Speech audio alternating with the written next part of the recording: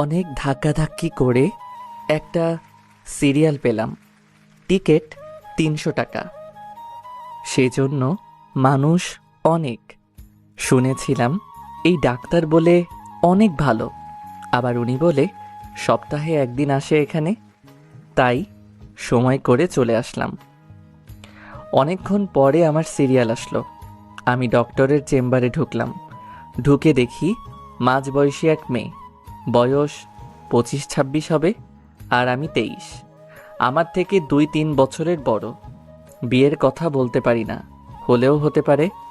Doctor একটা বেগুনি রঙের বোরকা পরেছে আর সাথে গোলাপি রঙের স্কার্ট। নেকাব নেই। ডক্টর অসম্ভব সুন্দরী।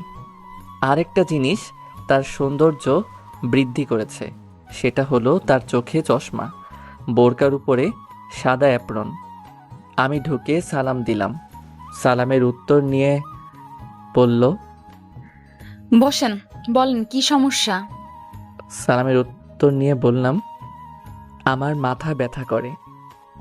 কেমন মাথা ব্যথা? মাথা কি প্রচন্ড ব্যথা করে? বমি আসে? না, শরীরের তাপমাত্রা ঠিক থাকে, কিন্তু প্রচণ্ড মাথা ব্যথা করে। তাপমাত্রা ঠিক? আপনি কি করে বুঝলেন? আমি ওই সামনে ম্যাচে থাকি, সাথে আমার ফ্রেন্ড থাকে। মাথা ব্যথা উঠলে তার হাতে চেক করাই তাপমাত্রা ঠিক আছে কিনা। ও, আপনি আনম্যারিড? হুম। কি থেকে আপনার মাথা ব্যথা ওঠে? সে অনেক লম্বা কাহিনী। আই থিঙ্ক আপনার সে টাইম নাই। ওকে, মাথা ব্যথা কি আপনার সপ্তাহে 7 দিন ওঠে? না, 3 দিন ওঠে।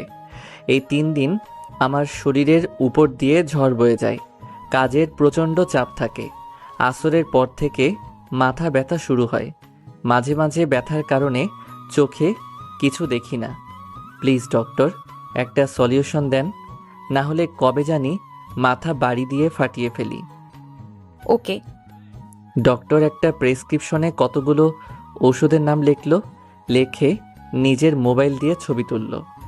তারপর আমাকে বলল, এই ওষুধগুলো খাবেন।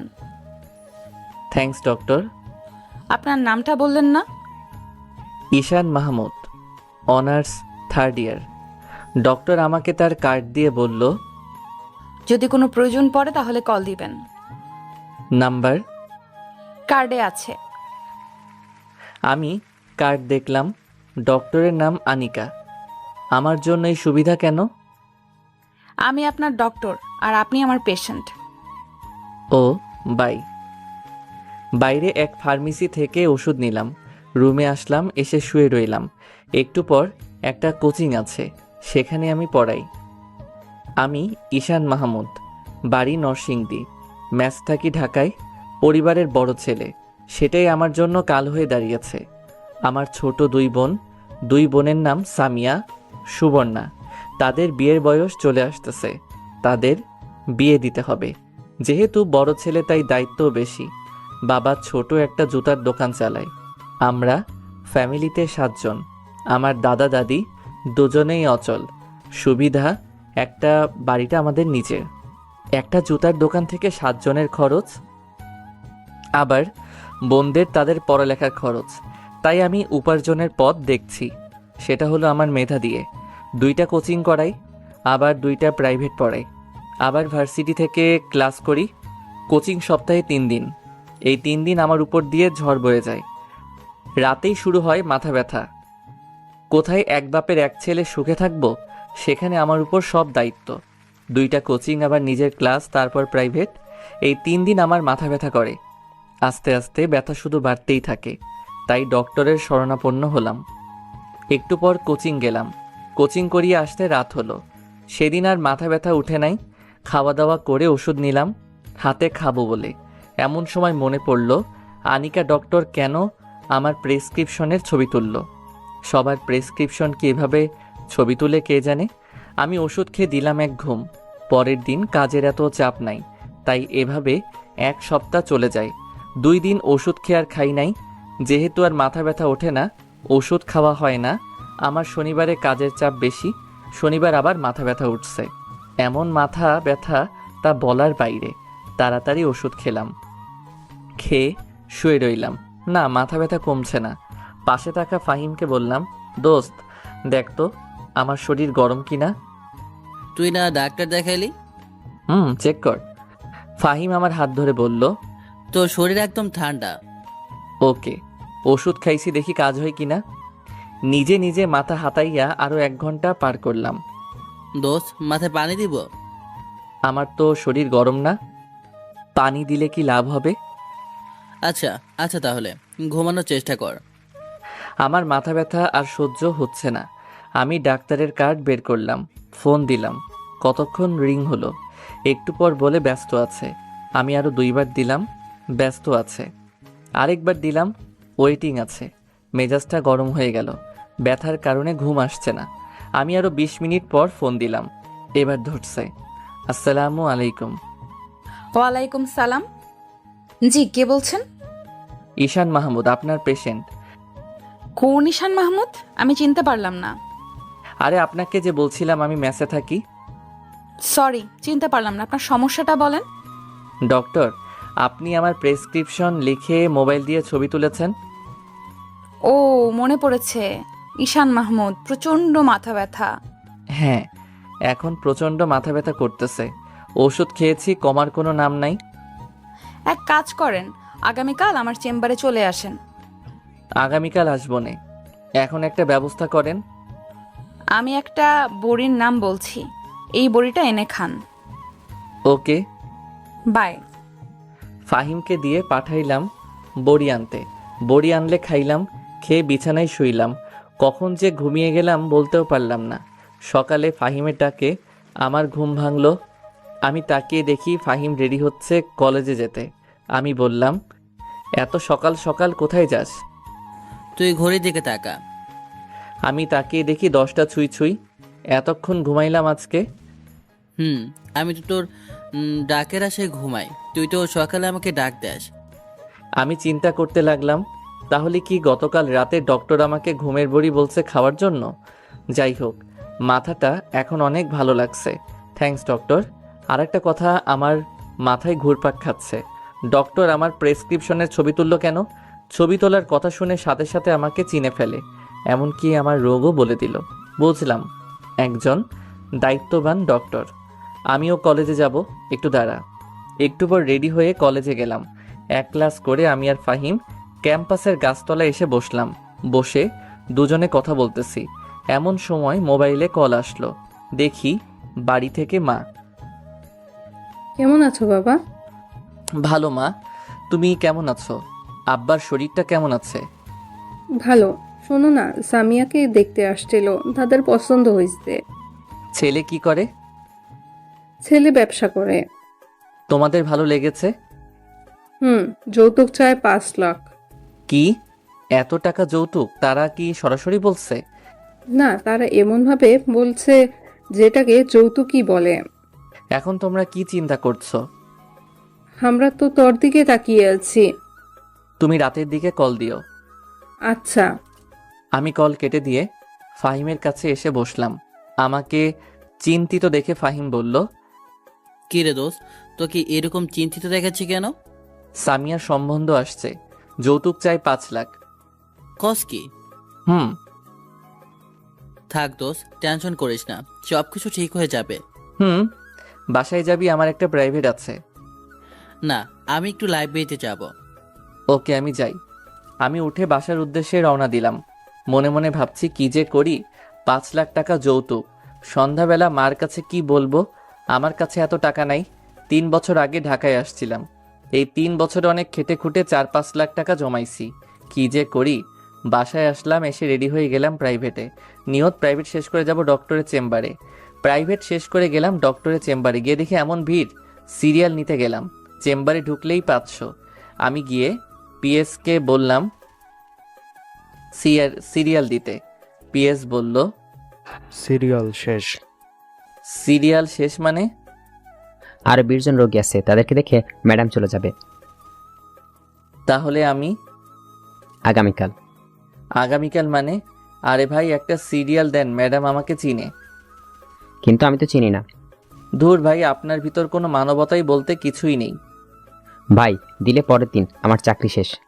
আপনার চাকরি শেষ হবে কেন? আমি একদিনে এরকম দয়ামায়া করে একজনকে ম্যাডামের কথায় বাইরে সিরিয়াল দিয়েছিলাম। তারপর?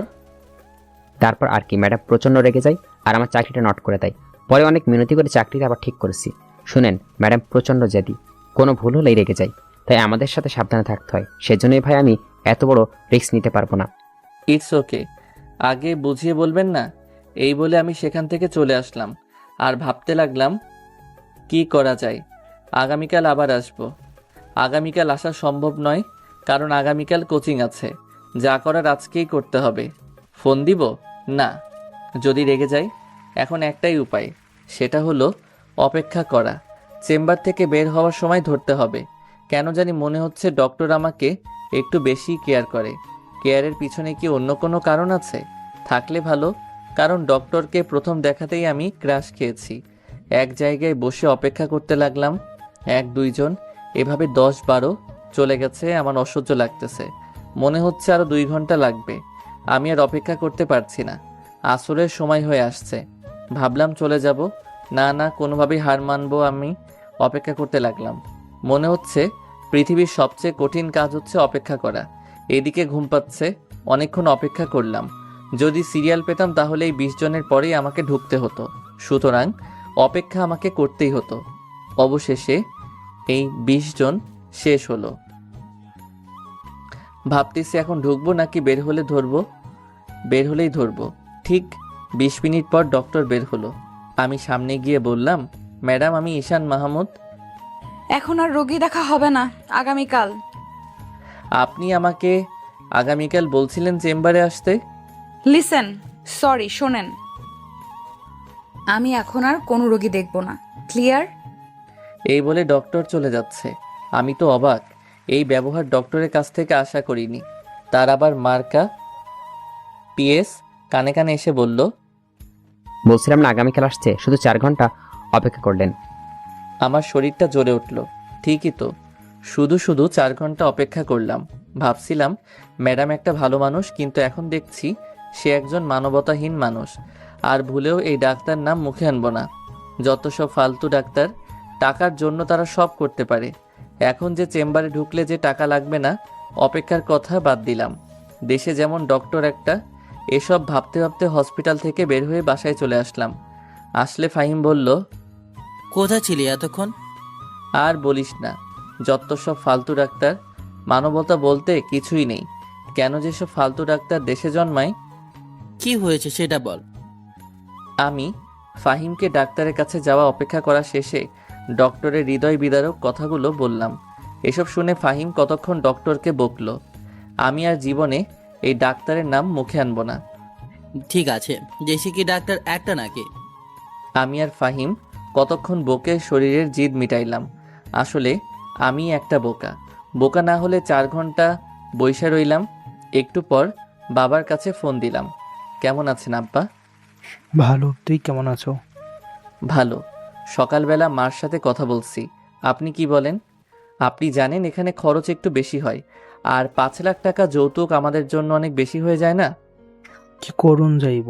এখন তুই কত দিতে পারবি? আমি 1 লাখ দিতে পারবো। বাকিগুলো? আমি এর চেয়ে বেশি দিতে পারবো না। এতদিন আমি গাধার মতো খেটে খুঁটে যেটুকু জমাইছি সেটুকু দিয়ে দিছি। না পারলে ক্ষেত বিক্রি করেন, আর যৌতুক তো পরে দিলেও চলবে। বিয়ের তারিখ ঠিক করে আমাকে জানায়েন। কল রেখে শুয়ে চিন্তা করতে লাগলাম। যাক, মনটা এখন হালকা লাগছে। একটা উপায় তো বের হলো। বেশি অসুবিধা হলে 1 লাখের জায়গায় 1.5 লাখ দিবনে। এখন আমার প্রয়োজন একটা ঘুম। কিসের ওষুধ খাই তো? ডক্টরের কথা মনে হলেই গা জ্বলে। আমি দিলাম এক ঘুম। মাত্র চোখটা লাগলো, কে জানি কল দিল। রিসিভ করে বললাম, আসসালামু আলাইকুম। কে? আগে বলে নাই। সরি, আমি ডক্টর আনিকা। কোন ডক্টর? আনিকা? আমি কোনো আনিকাকে চিনি না। আমি আপনার ডক্টর। শোনেন, আমি কোনো ডাক্তার দেখাইনি, আর আপনাকে আমি চিনি না। বললাম তো সরি। আমি অবাক। ডক্টর আমাকে ফোন দিয়েছে, আবার আমাকে বলে সরি। ভাবতেই অবাক লাগছে। আচ্ছা, আপনি কি আমাকে চিনেন নাই? না। এত তাড়াতাড়ি ভুলে গেলেন? রাতেই না বললাম আমি ঈশান মাহমুদ। মাথা ব্যথা? খেয়াল করিনি, বোঝেনি। একটানা এতক্ষণ রোগী দেখলে মাথা এমনিতেই ঠিক থাকে না, আবার সারাদিনের ক্লান্তি। পরে আমি আপনাকে চিনতে পারি। পরে আমি আমার পিএসকে পাঠিয়ে দেখি আপনি চলে গেছেন। হুম, এখন কেন ফোন দিলেন? সরি বলতে, কারণ আমি চাই না আমি কারোর চোখে খারাপ হয়ে থাকতে। তাহলে চলে আসেন আগামীকাল আমার চেম্বারে। আপনি যদি আজকে আমাকে কল না দিয়ে থাকতেন তাহলে আমার চেহারা আর না দেখতেন। এতক্ষণ আপনি আমার কাছে একজন ব্যাড গার্ল এবং একজন ব্যাড ডক্টর ছিলেন। আর এখন একজন গুড ডক্টর এবং গুড গার্লফ্রেন্ড এবং নাইস লেডি। থ্যাঙ্কস, অনেক অনেক থ্যাঙ্কস। ওয়েলকাম। আগামীকাল আসবেন তো? দেখি, আগামীকাল কাজের চাপ অনেক বেশি। বলেন আসবেন, আমি ওয়েট করব। ওকে, আসবো। কয়টায় আসবো? 5টার দিকে। সন্ধ্যার সময় আপনি না চলে যান। আগামীকাল একটা মিটিং আছে। ওকে, বাই। এই বলে ফোন কেটে দিলাম আর দিলাম এক ঘুম। সকালে ঘুম থেকে উঠি, কোচিংয়ে গেলাম। কোচিং শেষে গেলাম কলেজে। এইভাবে সারাদিন কাজের চাপে শেষ। 5টার দিকে বাসায় এসে বিছানায় শরীরটা লাগালাম। কী যে ভালো লাগছে, মাথাটা ধরে আসছে, মন চাচ্ছে ঘুমাইতে। কিন্তু না, ডক্টরের কাছে যেতে হবে। উঠে গোসল করলাম, করে রেডি হয়ে চলে গেলাম ডক্টরের চেম্বারে। দরজার সামনে কোনো মানুষ নেই। আমি গিয়ে টোকা দিলাম। ভিতর থেকে বলল। আমি ভিতরে ঢুকে সালাম দিলাম। ওয়ালাইকুম সালাম, বসেন। থ্যাঙ্কস। আজ ডক্টর একটা খয়েরি রঙের বোরকা আর সাদা কালার ওড়না দিয়ে স্কার্ট পরা, নেকআপ নেই। মনে চায় শুধু তাকিয়ে থাকতে। শরীর ঠিক আছে? না, কেমন লাগছে?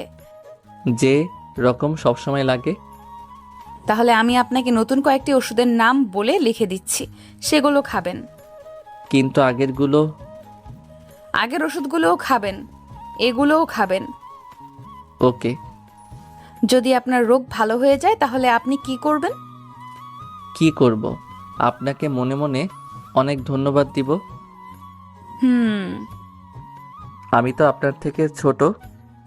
হুম তাহলে আপনি আমাকে তুমি কিংবা তুই করে বলতে পারেন। বললে আপনি রাগ করবেন না তো? না। থ্যাঙ্কস। আচ্ছা, আপনি এত তাড়াতাড়ি ডক্টর হয়ে গেলেন, সত্যি অবিশ্বাস্য। থ্যাঙ্কস। ওয়েলকাম।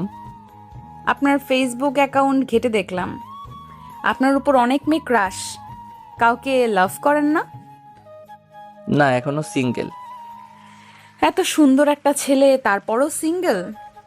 আসলে মনের মতো কাউকে পাইনি।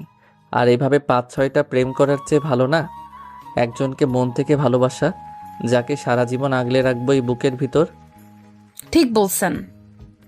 আপনার সম্পর্কে কিছু বলেন। এমন সময় কে জানি ডক্টরের মোবাইলে ফোন দিল। হ্যালো আশিক, কি করো? ঘুরতে আসছো? কার সাথে? বন্ধুদের সাথে? আচ্ছা, ভালো করে চিল করো, আমি চেম্বারে রোগী দেখি। ওকে, বাই বেবি। আমি মনে মনে ভাবছি কে হতে পারে। বন্ধুর সাথে তো এভাবে কথা বলে না কেউ। লাস্টে বেবি বলাতে আমার সব ক্লিয়ার হয়ে যায়। ডক্টরের বয়ফ্রেন্ড, এটাই ছিল আমার কপালে। অনেক দিন পর একটা মেয়ে পছন্দ হয়েছে, তারও বলে বয়ফ্রেন্ড আছে। কে ছিল? বয়ফ্রেন্ড? ও। রাগ করছেন? রাগ করব কেন? কেন জানি আমার চোখ দিয়ে পানি চলে আসছে। এ কি, তুমি কাঁদছো? না না, কই না তো। ডক্টরের মুখ থেকে তুমি শুনে কলিজায় গিয়ে আঘাত লাগলো। বেশি মাথা ব্যথা করছে? হুম, কষ্টের কথা না বলার জন্য মিথ্যা বললাম। আচ্ছা ঠিক আছে। থ্যাঙ্কস। আমি চোখ মুছে কিছুক্ষণ চুপ করে থাকলাম। আমি ডক্টরের চোখের দিকে তাকালাম, ডক্টর আমার চোখের দিকে তাকালো। দুজনের চোখ একসাথে হলো। ডক্টরের চোখ দেখে মনে হচ্ছে ডক্টর আমাকে কি যেন বলছে। সেটা কি আমাকে ভালোবাসার কথা? ডক্টর চোখ নিচে নামাচ্ছে না, এক চোখে আমার দিকে তাকিয়ে আছে। আমি চোখ সরিয়ে বললাম, তো ডক্টর আমি উঠি? আর একটু বসেন, আমিও বের হব। একটু পর দুজন একসাথে হসপিটাল থেকে বের হয়ে আসলাম। একটাও কথা বললাম না, কারণ তার বয়ফ্রেন্ড আছে। সে তার বয়ফ্রেন্ড নিয়ে সুখে থাকুক আর আমি আমার রাস্তা দেখি। দুজনে পাশাপাশি হাঁটছি। আনিকা বলল, আমার সম্পর্কে তো কিছু বলা হয় নাই। আরেকদিন শুনবো। ওকে। আচ্ছা ডক্টর, আপনি আমার বড়, আপনাকে আনিকা আপু বলে ডাকি, রাগ করবেন না? আপু ডাকার দরকার নেই, ডক্টর বলবা। আচ্ছা, আপনার বয়ফ্রেন্ড সম্পর্কে কিছু বলেন। তার নাম আশিক, সে একটা জব করে। তার সাথে দেখা হয়েছিল আমার কানাডায়। আপনি কানাডায় গিয়েছেন, আপনারাই পেরেছেন জীবনে কিছু করতে। থ্যাঙ্কস। তাহলে আমি যাই। বাই। Good bye. আমি একটা রিক্সা ডেকে চলে আসলাম। মনে মনে এটাই বোধহয় ডক্টরের সাথে শেষ দেখা। আমি বাসায় চলে আসি। এসে ফাইমের সাথে কোনো কথা না বলে ঘুমিয়ে পড়ি। আনিকা এরকম বিব্রতকর অবস্থায় আগে কখনো পড়েনি। ঈশান যে কেঁদে দিবে কে জানতো। আসলে আনিকার ঈশানকে প্রথম দেখাতে ভালো লেগেছে, কিন্তু আনিকার তো একটা বয়ফ্রেন্ড আছে। এই কথাটা আনিকা ঈশানকে কয়েকদিন পরে বলতো। আনিকার নিয়ত আশিকের সাথে ব্রেকআপ করে ফেলবে, কারণ কিছুদিন আগে সানিকে অন্য এক মেয়ের সাথে দেখে ফেলে। আর কিছুদিন ধরে আশিক আনিকাকে বেশি কেয়ার করে না। তার কারণ আশিক হয়তো আনিকার চেয়ে ভালো কাউকে পেয়ে গেছে। আনিকা বাসায় আসে। আচ্ছা, তাহলে তুমি কল লিস্টের একটা স্ক্রিনশট দাও। কোনো চালাকি করবা না, কল কাটবা না। কেন, তোমাকে আমার কল লিস্টের ছবি দেব? এই কথা দ্বারা বোঝা যায় তোমার ভেতরে সমস্যা আছে। তোমার সাথে কথা বলতে আমার ভালো লাগছে না। ভালো লাগবে কি করে? আমার থেকে ভালো কাউকে পেয়ে গেছো। শয়তান ফোন কেটে দিয়েছে। ব্রেকআপ করে ফেলবি এনে ঘুরাইতেছস কেন? শারমিন ঢুকলো আনিকার রুমে, ঢুকে বলল, কাকে এইভাবে গালি দিচ্ছ আপু? কাউকে না। দেখো তো আপু, এই দুজন থেকে তোরে কাকে ভালো লাগে? আনিকা অনিচ্ছা সত্ত্বেও তাকালো শারমিনের মোবাইলে, দেখে ঈশান আর একটা অপরিচিত ছেলের ছবি। আনিকা বলল, তুই এই ছবি কোথা থেকে পেয়েছিস? তুই চিনিস? তুই কি করে চিনলি? আগে তুই বল। সে হলো ঈশান মাহমুদ, আমাদের কলেজে 3rd ইয়ারে পড়ে। অধিকাংশ মেয়েদের ক্রাশ, কিন্তু সে আবালের মতো সারাদিন কাজ করে, কোনো মেয়েকেই বার্তা দেয় না। তোর ক্রাশ? না, দেখ তার হাবাগোবা বন্ধুটার উপর ক্রাশ খাওয়া আমি। দে তোর মোবাইলটা দে। এই বলে আনিকা শারমিনের হাত থেকে মোবাইল নিয়ে ছবিটি ভালো করে দেখতে লাগলো। বলল, ঈশান মাহমুদের উপর যতগুলো মেয়ে ক্রাশ খেয়েছে তার একটা লিস্ট আমাকে দিবি। কেন, তুই ক্রাশ খেয়েছস? তাহলে আশিক ভাই? সে আমার পেশেন্ট। অনিচ্ছাকৃতভাবে আনিকা শারমিনের মোবাইলের ছবিগুলো দেখতে একটা ছবির উপর আনিকার চোখ আটকে যায়। এই ছবির মধ্যে এটা কে? তুই দেখে ফেলছস? মানে? কয়েকদিন আগে আমরা কয়েকজন ফ্রেন্ড মিলে গিয়েছিলাম একটা রেস্টুরেন্টে। সেই রেস্টুরেন্টে আশিক ভাই আর একটা মেয়ে বসে ডেট করছিল। সুযোগ বুঝে এই ছবিটা আমি তুলে রেখেছিলাম, ভেবেছিলাম তোরে দেখাবো, তো পরে ভাবলাম যদি তুই কষ্ট পাস, সেই জন্য দেখাইনি। ঠিক আছে, আমি জানতাম সে তলে তলে আরেকটা মেয়ের সাথে ডেট করে। তুই এই ছবিটা আমাকে দে, তার সাথে এখনই ব্রেকআপ করব। তারপর কি ঈশানের সাথে প্রেম করবি? তুই বেয়াদব, গিয়ে পড়তে বস। উপকার করলেও দোষ। এই বলে শারমিন চলে গেল। আনিকা ছবিটা আশিকের কাছে টেক্সট করলো, তারপর ফোন দিল। মেয়েটা কে? কে এটা আমি জানি না। তোরে আমি কত ভালোবাসতাম, আর তুই কিনা আমারে ভালোবাসার এই ফল দিলি। আরে তুই তো একটি বুড়ো বেটে, আর তুই আমারে টাইম দেস? তুই তো থাকস তোর কাজ নিয়ে। আর ছবির মধ্যে যে মেয়েটা দেখছস, জানোস তার বয়স কত? 19, মাত্র 19। তোর মতো বুড়ো না। আনিকা আশিকের মুখ থেকে এসব কথা শুনে অবাক হয়ে যায় আর কাঁদতে থাকে। তুই ঠিকই বলছ, আমি বুড়ো। যা, তোর সাথে ব্রেকআপ। তুই এই শাস্তি একদিন না একদিন পাবি। এই বলে ফোন কেটে দেয় আর কাঁদতে কাঁদতে সারা রাত কাটিয়ে দিল। ঈশান সকালে ঘুম থেকে উঠে জীবনযুদ্ধে লেগে গেল। ঈশানের খালি ডক্টরের কথা মনে পড়ে, পরক্ষণেই আবার মনে পড়ে আরে ডক্টরের না বয়ফ্রেন্ড আছে। এভাবে একটা সপ্তাহ চলে যায়। ডক্টরের ওষুধগুলো নিয়ম মাফিক খাওয়ার ফলে আর মাথা ব্যথা উঠে নাই। ঈশান বোধ হয় ডক্টরের কথা জীবনেও ভুলতে পারবে না। বাড়ি থেকে ফোন আসলো, ঈশানের বোনের বিয়ের তারিখ ঠিক হয়েছে আর এক সপ্তাহ পর বিয়ে। ঈশান ফাহিমকে নিয়ে বাড়িতে চলে আসলো। বিয়ে শেষ করে ঢাকায় আসতে 15 দিন লেগেছে। ফাহিম আগেই চলে এসেছে। পরে শেষমেশ ঈশানকে 1.5 লাখ টাকাই দিতে হলো। যৌতুক পুরোটা দেওয়া হয় নাই, ঈশানকেই দিতে হবে। ঈশানের সামনে পরীক্ষা আসতেছে, সকল কিছু ঠিক রেখে পরীক্ষার পড়া পড়তে হয়। ছাত্র হিসেবে এত খারাপ না। পরীক্ষা দিল, পরীক্ষা খুব ভালো হলো, রেজাল্ট ভালো আসলো। এখন একটা কোচিংয়ে প্রাইভেট পড়ায়, একটা প্রাইভেট ফার্মকে দিছে। ঈশানের রেজাল্ট ভালো দেখে ফার্স্ট ইয়ারের কয়েকটা ছেলে মেয়ে এসে বলল প্রাইভেট পড়াইতে। ঈশান অনেক না করে, কিন্তু কে শুনে কার কথা, শেষ পর্যন্ত রাজি হতে হলো। পরদিন থেকে তাদের কোচিং করায়। এভাবে 2 মাসের মতো চলে যায়। মাথা ব্যথা যেহেতু উঠেই না, ঔষধ খাওয়া আরো আগেই ছেড়ে দিয়েছে। ঔষধ দেখলে ঈশানের সেই ডক্টরের কথা মনে পড়ে। ঔষধও দেখা হয় না, আনিকার কথা মনেও পড়ে না। ফার্স্ট ইয়ারের ব্যস্তা ঈশান পড়ায়। সেখানের একটা মেয়ে কি যেন বলবে ঈশানকে, কিন্তু ঈশান পড়া ছাড়া অন্য কোনো টপিক নিয়ে কথা বলে না, সেরকম কোনো চান্স দেয় না। একদিন তাদের পড়িয়ে চলে যাচ্ছে, এমন সময় এই ব্যাচের সবচেয়ে সুন্দরী মেয়েটা ঈশানকে ডাক দিল। কয়েকদিন ধরে লক্ষ্য করছে মেয়েটার চেহারার সাথে ডক্টরের অনেকটা মিল আছে। তাহলে সে কি ডক্টরের ছোট বোন? মেয়েটা কাছে আসতেই ঈশান বলল, কি বলবা বলো। কিছু না। তাহলে ডাক দিছো কেন? আমি গেলাম। প্লিজ যাবেন না, আপনার বন্ধু ফাহিম। ফাহিমকে? কি করছে? তার নাম্বারটা একটু দিবেন? আমি কেন দিতে যাব তার নাম্বার? প্লিজ দেন না, প্লিজ প্লিজ প্লিজ।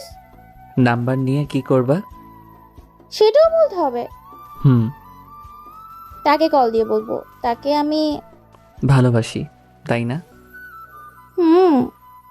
দেখো, আমি তোমাকে একটা কথা বলি, এসব প্রেম ভালোবাসা বাদ দিয়ে পড়ালেখায় মনোযোগ দাও।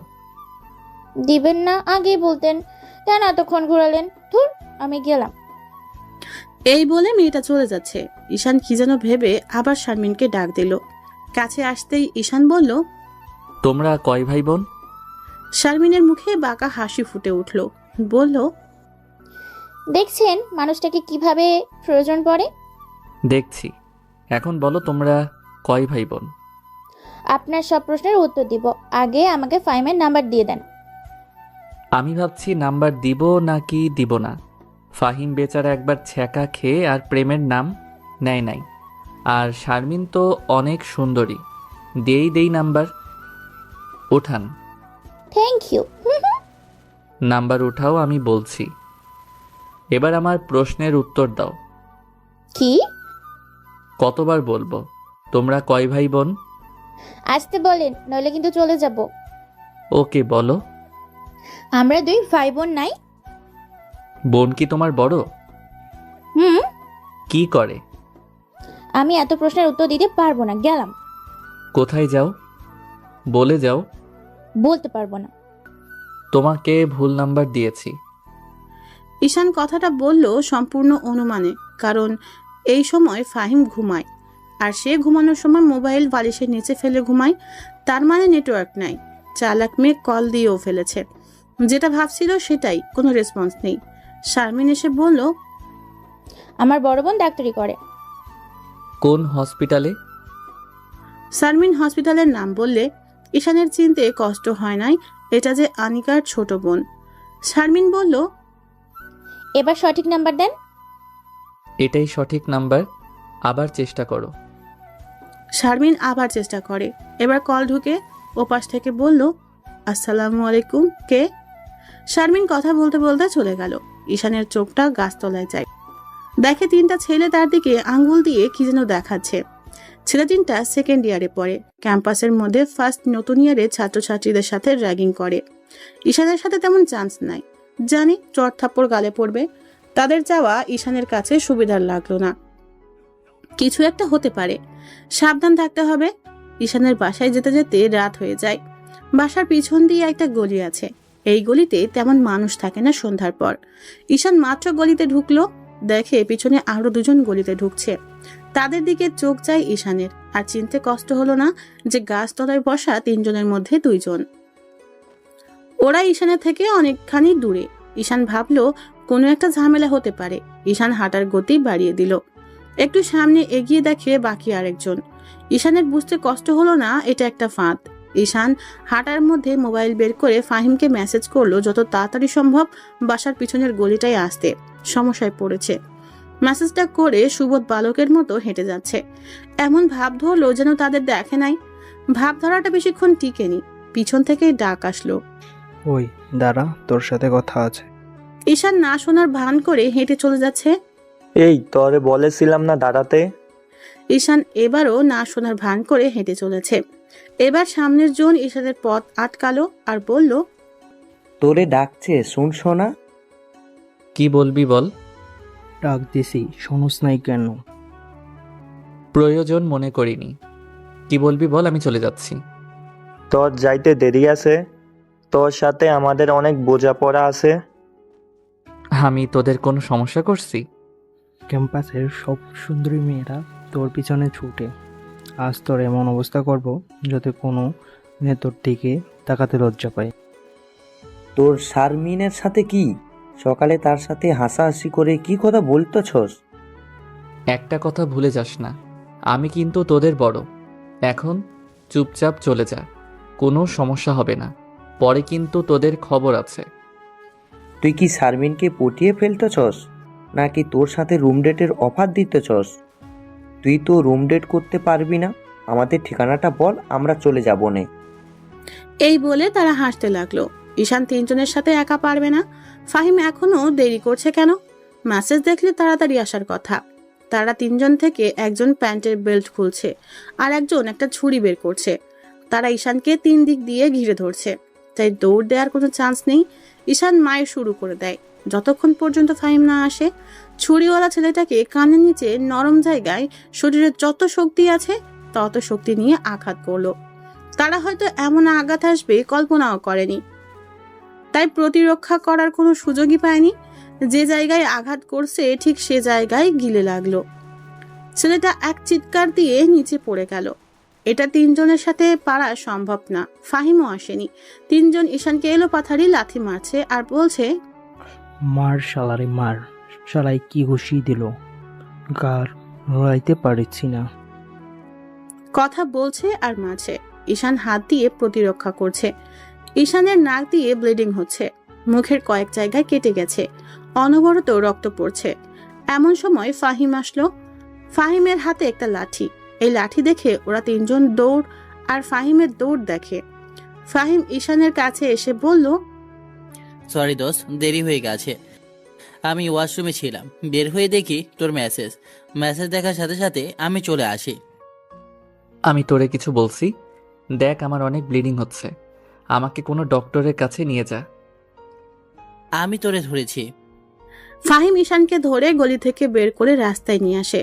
একটা গাড়ি ডাক দেয়। ঈশান গাড়িতে ওঠে। নাক দিয়ে রক্ত বের হচ্ছে, মুখের কয়েক জায়গায় কেটে গেছে। ছুরি দিয়ে আঘাত করায় পিঠে কয়েক জায়গায় কেটে গেছে, অনেক ব্লিডিং হচ্ছে, তাই ঈশান জ্ঞান হারায়। আনিকা আশিকের সাথে ব্রেকআপ করার পর একা হয়ে গেছে। প্রতি রাতে কেন জানি ঈশানের কথা মনে পড়ে। চেম্বারে ঈশান আর আসে না, কারণ হয়তো ঈশানের রোগ ভালো হয়ে গেছে। আনিকা কোনোভাবেই ঈশানকে ভুলতে পারছে না। আনিকার খালি ঈশানের কান্নার কথাটা মনে পড়ে আর ফুপিয়ে কেঁদে ওঠে। সব সময় আনিকা নিজেকে এই বলে সান্ত্বনা দেয়, ঈশান, তুই তো আমারে ভালোবাসতি, আমি জানি তুই একদিন আসবি। আসলে যে ঈশানকে কি করবে আনিকা, সেটা আনিকাই জানে। এভাবে আনিকার 2 মাস চলে যায়। ঈশানের কোনো দেখা নাই। বাড়ি থেকে বিয়ের কথা বলছে, ভালো এক সম্বন্ধ আসছে, বলছে বিয়ে করার জন্য। আনিকা এই বাহানা সেই বাহানা দিয়ে দেরি করছে।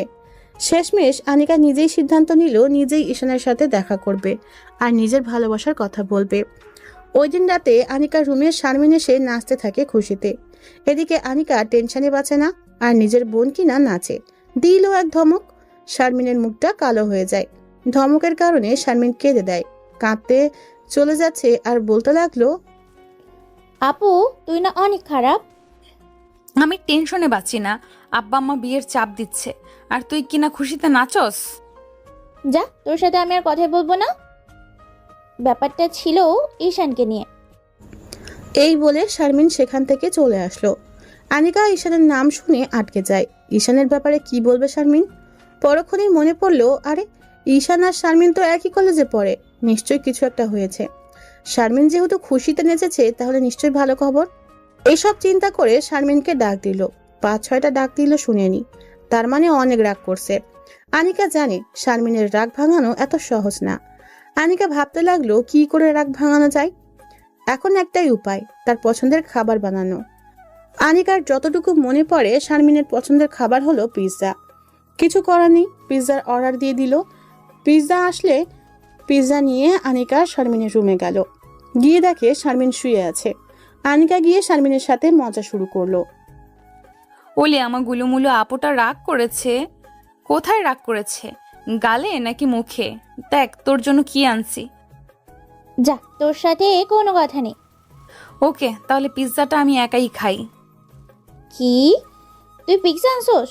শোয়া থেকে উঠে বসলো। হুম। দে আপু দে।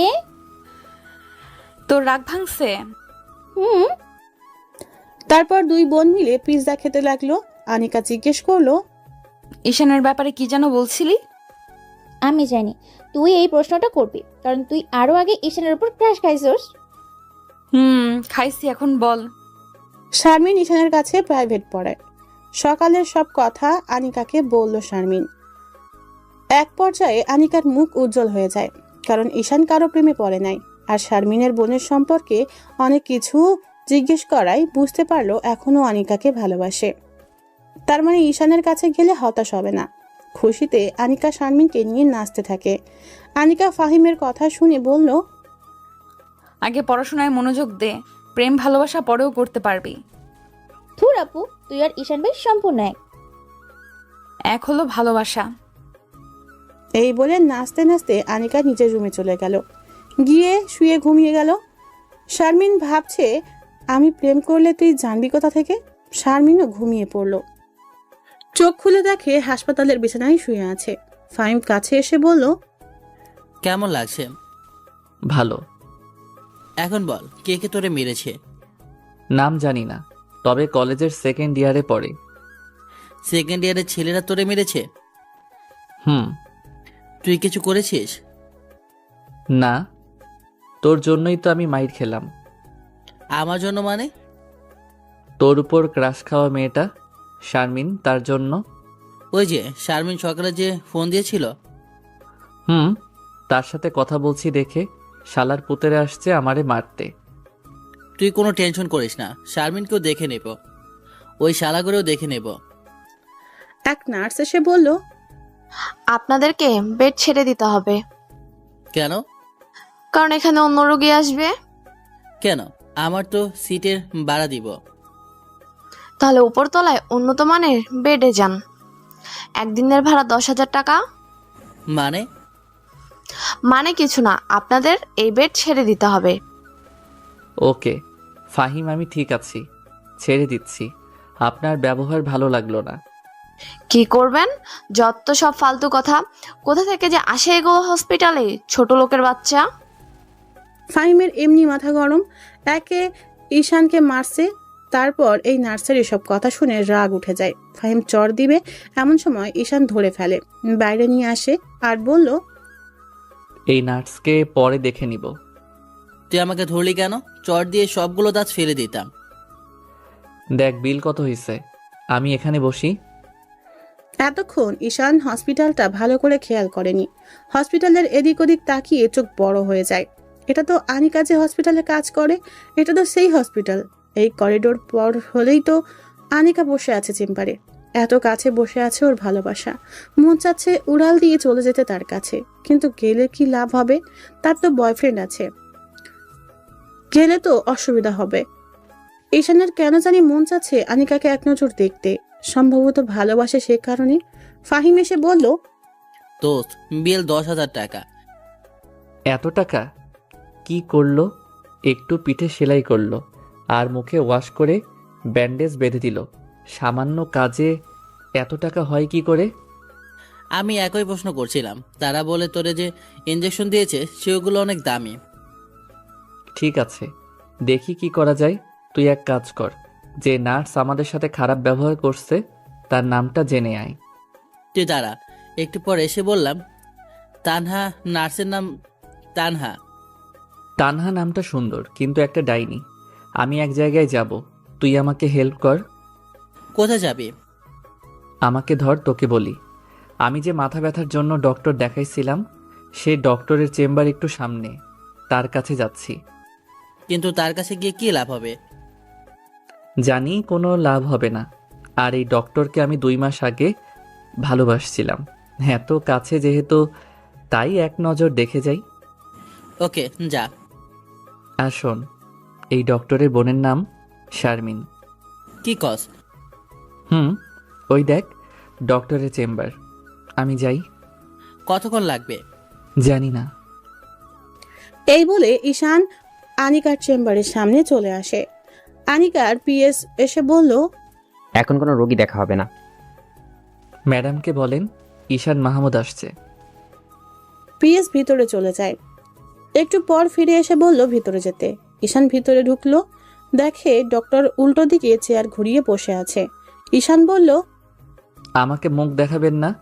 যেটার জন্য এত কষ্ট করে আমি এখানে আসলাম, দেখাবেন না? তাহলে ভিতরে আসতে বললেন কেন? এই বলে ঈশান বসা থেকে উঠল। ডক্টর তার চশমাটা রেখে সোজা হেঁটে ঈশানের কাছে চলে আসে। এসে কোনো কথা না বলে ঈশানের মাথায় ধরে সোজা তার নরম গোলাপি ঠোঁটটা ঠোঁটে লাগিয়ে দেয়। ঈশান এর জন্য প্রস্তুত ছিল না। 30 সেকেন্ড পর ছেড়ে দিল। ডক্টর চোখ বন্ধ করে রাখছে। ঈশান বলল, এটা কি ছিল? জানি না। এবার আমি তার পিছনে কোমরে হাত রেখে টান দিয়ে আমার একেবারে কাছে এনে আমি নতুন করে আমার ঠোঁট তার ঠোঁটে লাগিয়ে দেই। এবার আমরা দুইজন একে অন্যের ঠোঁটের স্বাদ উপভোগ করলাম টানা 2 মিনিট। আমি আস্তে আস্তে তার কোমর ছেড়ে দেই। ডক্টর আস্তে আস্তে নর্মাল হয়। আমার কাছ থেকে একটু সরে চোখ খোলে, একটা মুচকি হাসি দেয়। ঈশান বলে, এত ভালোবাসা, এত আকাঙ্ক্ষা, এসব এতদিন কোথায় রেখেছিলা? জানি না। ঈশান আস্তে আস্তে চেয়ারে বসে। ডক্টর এখনো পুরো শরীরে তাকায়নি, তাকিয়ে অবাক হয়ে যায় আর বলে, এইসব কি তোমার শরীরে কি করে হয়েছে এগুলো? এত উত্তেজিত হওয়ার কোনো কারণ নেই, আমি ঠিক আছি। কোথায় তুমি ঠিক? পিঠে ব্যান্ডেজ, মাথায় ব্যান্ডেজ, হাতে ব্যান্ডেজ। আনিকা উঠে এসে আমার শরীর দেখাতে লাগলো, দেখে বলল, তোমাকে মনে হয় 3-4 জন মিলে গণধুলাই দিছে। কি করে হলো এসব? খুলে বলো। ঈশান আনিকাকে রাতের ঘটনা, হাসপাতালে আসা এবং সবশেষে নার্সের কথাটা বলল। নার্সের কথা শুনে আনিকা রেগে যায় আর বলল, তুমি একটু বসো, আমি সব ঠিক করে দিয়ে আসি। ঈশান কিছুক্ষণ বসে রইল। একটু পর আনিকা এসে বলল, সব ঠিক আছে, তোমাকে কিছু ওষুধ লিখে দিচ্ছি, সেগুলো খাবা আর পুরো 2 সপ্তাহ রেস্টে থাকবা। এতদিন রেস্টে থাকতে পারবো না। কেন? শোনো, আমি 2টা কোচিং, একটা প্রাইভেট পড়াই। আমি যদি 2 সপ্তাহ এসব বন্ধ রাখি তাহলে আমার অনেক ক্ষতি হয়ে যাবে। কি ক্ষতি? আমি এখানে মেসে থাকি, মেসের ভাড়া, খাওয়া, আর আমাদের ফ্যামিলি মেম্বার 6 জন। আব্বার একটা ছোট জুতার দোকান, সেটা দিয়ে চলে না। তাই আমি এখানেও গাধার মতো খেটে খুঁটে কিছু টাকা ইনকাম করে বাড়িতে পাঠাই। এখন যদি 2 সপ্তাহ এসব বন্ধ রাখি তাহলে কি অবস্থা হবে? আনিকা উঠে ঈশানের কাছে এসে বসলো। বসে হাত ধরে বলল, ঈশান, তোমার সমস্যা আমার সমস্যা। আমি তোমাকে ভালোবাসি, তুমি বাসো না? বাসি, কিন্তু কিন্তু কি? তোমার না একটা বয়ফ্রেন্ড আছে? তার সাথে তো আমি 2 মাস আগেই ব্রেকআপ করছি। ও খুব ভালো, আমি তোমাকে খুব ভালোবাসি। আমি জানতাম তুমি আমাকে অনেক ভালোবাসো। হুম। তুমি কোনো টেনশন করো না, তুমি 2 সপ্তাহ রেস্ট নাও, দেখবে সব ঠিক হয়ে যাবে। তুমি বলছো? আচ্ছা, তুমি তো বললা তোমাকে 3 জন মারলো। কেন মারলো সেটা তো বললা না? তোমার বোন শারমিনের কারণে। অবশ্য তার এখানে কোনো দোষ নেই। তার সাথে সকালে কথা বলছিলাম, সেটা 3 জন ভালো চোখে নেয়নি। শারমিন এখানে জড়িত আছে, তার খবর আছে। আনিকা মোবাইল বের করলো ফোন করার জন্য। ঈশান আনিকাকে থামিয়ে বলল, তাকে ফোন দিবা না, আর তার এখানে কোনো দোষ নেই। ওকে, তোমার মোবাইলটা দাও। গতকাল রাতে ভেঙে গেছে। এখন কি করবা? ফাহিমকে দিয়ে নতুন মোবাইল কিনবো। জানো আমার এখন কি মন চাচ্ছে? এখানে তোমার সাথে বসে সারা দিন কথা বলতে। আমারও মন চাচ্ছে। চলো তোমাকে বাসায় দিয়ে আসি। তুমি যাবা? হুম। চলো তাহলে। আর শোনো, তোমার আর কোনো বিল দিতে হবে না। হুম। ঈশান উঠে আস্তে আস্তে বের হচ্ছে। এমন সময় আবার আনিকা ঈশানকে পিছন থেকে জড়িয়ে ধরে বলল, আমি তোমাকে অনেক ভালোবাসি ঈশান, আমি তোমাকে অনেক ভালোবাসি। তুমি আমাকে ছেড়ে চলে যাবে? কখনো না। আমি জানতাম। এবার ছাড়ো, ব্যথা লাগছে। তুমি বাইরে গিয়ে একটু দাঁড়াও, আমি আসছি। ওকে। এই বলে আনিকা ঈশানকে ছেড়ে দেয়। ঈশান বাইরে বেরিয়ে আসে ফাহিমের কাছে। ফাহিম ঈশানকে ভালো করে দেখছে। ঈশান বলল, কি দেখছিস এরকম ভাবে? দেখছি তুই ঠিক আছিস কিনা। ঠিক আছি মানে? তুই এতক্ষণ ডক্টরের চেম্বারে কি করে থাকতি? কেন, কি হয়েছে? আর বলিস না, তুই ভেতরে যাওয়ার একটু পর ডক্টর বেরিয়ে আসলো, এসে নার্সকে ডেকে আনলো, এনে দিল এক ধমক যে কেউ ভয় পেয়ে যাবে। তারপর আমাকে ডাকলো এবং আমার কাছে মাপ চাওয়ালো। পরে রিসেপশনে গিয়ে কি যেন বলল, তারপর আবার চেম্বারে ঢুকে গেল। এতক্ষণ পুরো হসপিটাল নিস্তব্ধ ছিল। ডক্টর অনেক জেদি, কিন্তু তার এরকম করা ঠিক হয়নি। বিল দিতে হবে না। না, ডক্টর আমাদের সাথে বাসায় যাবে। এই ডক্টর? হুম। না দোষ, না দোষ। আরে টেনশন করিস কেন, আমি আছি না। তোরা দুজন প্রেম করস? হুম। আল্লাহ জানে তুই এই মেয়েরই কেমনে কন্ট্রোল করবি। ওই দেখ সে আসছে, চুপ। আনিকা মুখে মেকআপ ছাড়াই এসেছে। এটা দেখে কেন জানি ঈশানের একটুও ভালো লাগলো না। বলল, চলো। নিচে গিয়ে দেখে আনিকার পার্সোনাল গাড়ি আছে। গাড়ির ড্রাইভার একজন ইয়াং বয়সের ছেলে। এটাও ঈশানের কাছে ভালো লাগলো না। যাই হোক, গাড়িতে বসলো। ঈশানের পাশে আনিকা বসলো। এতক্ষণ হাঁটার পর ঈশানকে ক্লান্তি ঘিরে ধরলো। ঈশান গাড়ির সিটে বসে মাথাটা এলিয়ে দিল। গাড়ির মধ্যে ঘুমিয়ে গেল। চোখ খুলে দেখে আনিকা ডাকছে। ফাহিম বলল, দোষ, বাসায় চলে এসেছি। নামার সময় আনিকা ঈশানকে হেল্প করলো। আস্তে আস্তে হেঁটে রুমে আসলো, গিয়ে বিছানায় শুইল। ঈশানের পাশে আনিকা বসলো। ওদের দেখে ফাহিম বাইরে চলে যায়। এটা তোমার জন্য। কি? মোবাইল। তোমাকে কে বলছে মোবাইল কিনতে? কেউ না। তাহলে কেন কিনলে? ভালোবাসি বলে।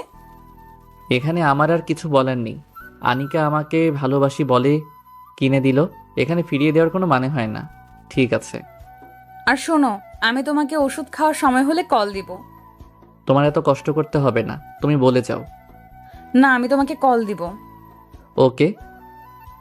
ঈশান আনিকার স্কার্ট ধরে নেকাবের মতো করে বলল, তোমাকে নেকাব অবস্থায় বেশি সুন্দরী লাগে। সত্যি? হুম। আনিকা সুন্দর করে নেকাব পরে বলে, এবার ঠিক আছে? হুম। তাহলে আমি যাই। যাও। এই বলে আনিকা চলে যায়। আনিকা চলে গেলে ফাহিম এসে বলল, সব ঠিকঠাক তো? হুম। এখন বল, 3 ছেলের কি করবি? তুই আগামীকাল গিয়ে 3টারে খুঁজে বের করবি, তারপর কলেজের ভিপিরে সব বলবি, দেখ তারা কি করে। আর আগামীকাল গিয়ে ফার্স্ট ইয়ারের যে ব্যাচটা আমি পড়াই তাদের বলবি 2 সপ্তাহ তাদের বন্ধ। অথবা শারমিন ফোন দিলে শারমিনকে বলতে পারিস। ওকে। ঈশানকে সব ক্লান্তি এসে ঘিরে ধরলো। দিল এক ঘুমে বিকালে উঠে ফ্রেশ হয়ে খাওয়া দাওয়া করলো।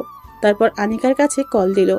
সাথে সাথে রিসিভ করে বলল, ঘুম হয়েছে? হুম। আনিকা ঈশানকে ঔষধের নাম বলল। সেগুলো খেয়ে নিল। এভাবে প্রতিদিন Anika time to time call দিয়ে ওষুধ খাওয়াতো। একদিন কি এক বেলাও মিস হয়নি। আনিকার প্রতি ঈশানের ভালোবাসা বাড়তে থাকে। টাইম টু টাইম ঔষধ খাওয়ার পর 10 দিনে সম্পূর্ণ সুস্থ হয়ে গেল। এই কয়েকদিনে আনিকা ঈশানকে 5 বার এসে দেখে গেছে। ঈশান আবার আগের মতো কোচিং প্রাইভেটে পড়াতে শুরু করে। ঈশানকে যে ছেলেগুলো মারলো তাদের বিচার হয়েছে। ভিপিরে বলার পর ভিপি চট থাপ্পড় দিয়ে মিলাই দিল। এতে ঈশানের শরীরের রাগও কমলো না, ফাহিমেরও না। তাই ঈশানদের ব্যাচের কয়েকজনকে নিয়ে রাতের বেলা 3টারে ইচ্ছে মতো গণধোলাই দিয়েছে। সবাই মুখোশ পরা ছিল, তাই কে মারলো কেউ কিছু বলতেও পারলো না। এর মধ্যে ঈশানের বাড়ি থেকে মৃত্যু সংবাদ আসলো, দাদা মারা গেছে। সংবাদ আসলো রাতে, তাই ঈশান ঠিক করেছে রাতেই বাড়ি যাবে। আনিকাকে কল দিল। আসসালামু আলাইকুম, কি করো? কিছু না, শুয়ে আছি। আমার দাদা মারা গেছে, আমি গ্রামের বাড়ি যাচ্ছি। ইন্না লিল্লাহি ওয়া ইন্না ইলাইহি রাজিউন। কেঁদো না, মানুষকে তো একদিন মরতেই হবে। হুম। তুমি এখন কোথায় আছো? বাসায় রেডি হচ্ছি। ফাহিম যাবে আমার সাথে। তুমি একটু ওয়েট করো, আমি আসছি। তোমার আশা লাগবে না, আমি তোমাকে পরে ফোন দিব। ঈশান, তুমি একটু দাঁড়াও, আমি আসছি। এই বলে আনিকা ফোন কেটে দিল। ঈশান আর ফাহিম রাস্তায় গিয়ে অপেক্ষা করতে লাগলো। একটু পর আনিকার গাড়ি আসলো। আনিকা গাড়ি থেকে নেমে এসে ঈশানকে জড়িয়ে ধরলো। ঈশানও জড়িয়ে ধরলো। আনিকা বোরকা পরে নাই, স্ক্রাফও বাঁধে নাই, ওড়না পেঁচিয়ে চলে আসছে। ফাহিম আনিকাকে এই অবস্থায় দেখে সাথে সাথে মুখ ঘুরিয়ে নেয়। আনিকার এই কাজটা ঈশানের একটুও ভালো লাগে নাই। ভাবলো পরে এই বিষয়ে কথা বলবে। ঈশান ছেড়ে দিয়ে বলল, তুমি কোনো টেনশন করো না। তুমি কতদিন থাকবা? জানি না। ওকে, তাহলে কিন্তু কল দিবা। ওকে, তাহলে যাই। হুম। আনিকা গাড়িতে উঠে চলে গেল। ঈশান আর ফাহিম বাড়িতে আসলো। সেখানে সব করে আসতে 2 দিন সময় লাগলো। ঈশান এসে আগের মতো প্রাইভেট কোচিং শুরু করে। এইদিকে ফাহিম আর শারমিনের মধ্যে ভালোই চলছে, কিন্তু ফাহিম সবসময় বিষণ্ণ হয়ে থাকতো শারমিনকে হারানোর ভয়ে। এদিকে ঈশান আর আনিকা ভালোই আছে। এভাবে 1 মাস চলে যায়। 1 মাসের মাথায় ঈশানের প্রচন্ড মাথা ব্যথা ওঠে, কারণ আজকে শরীরের উপর দিয়ে বেশি পরিশ্রম গেছে, তাই মাথা ব্যথা উঠেছে। তখন বিকাল 5টা। ঈশান একটা কোচিং করা ছিল। এমন সময় আনিকা সোজা ভিডিও কল দিল। ঈশান বাইরে বের হয়ে রিসিভ করলো। তোমাকে এমন দেখাচ্ছে কেন? প্রচন্ড মাথা ব্যথা করছে। কোথায় তুমি? কলেজে। শোনো, আমি কলেজের আশেপাশেই আছি। তোমাকে আমি একটা রেস্টুরেন্টের ঠিকানা দিচ্ছি, যত তাড়াতাড়ি সম্ভব চলে আসো। Okay. Love you. Love you too. Ishan coaching ছুটি দিয়ে রেস্টুরেন্টে চলে গেল। গিয়ে দেখে আনিকা এখনো আসেনি। ঈশান একটা সিটে বসে অপেক্ষা করতে লাগলো। একটু পর দেখলো আনিকা আসলো। ঈশানের আনিকাকে দেখেই রাগ উঠে যায়, কারণ আনিকার মুখে নাই কোনো নিকাব আর টাইট একটা বোরখা পড়েছে, যা দেখে ঈশানের পুরো মেজাজ গরম হয়ে যায়। ঈশান নিজেকে কন্ট্রোল করে হাসি মুখ নিয়ে বলল, আসছো তুমি? হুম। তোমার কি আগের সমস্যা? হুম। ঈশান টেবিলে মাথা দিয়ে মাথা নিচু করে বসে রইল। তার ভালো লাগছে না, কারণ আনিকা তার কথা শুনছে না। আনিকা বলল, তোমার সিটি স্ক্যান করাতে হবে। এই বলে আনিকা ঈশানের মাথাটা হাতিয়ে দিচ্ছে। ঈশানের খুব ভালো লাগছে। এভাবে 10 মিনিট মাথা হাতাইয়ে দিল। ঈশানের এখন অনেক ভালো লাগছে। ইচ্ছে করে প্রশংসা করলো না, কারণ সে তার কথা শুনেনি। আনিকা বলল, ভালো লাগছে? হুম। আনিকা উঠে এসে ঈশানের পাশে বসে মাথা হাতিয়ে দিচ্ছে। এভাবে আরো 10 মিনিট মাথা হাতিয়ে দিল। ঈশান মাথা উঠিয়ে বলল, মাথা ব্যথা অনেকটা কমে গেছে। দাও, আর একটু মাথাটা হাতিয়ে দিই, ভালো লাগবে। না, আপাতত চলবে। ওকে। আসলে মাথা ব্যথা অনেকটা কমে গেছে, তাই প্রশংসা না করে পারলাম না।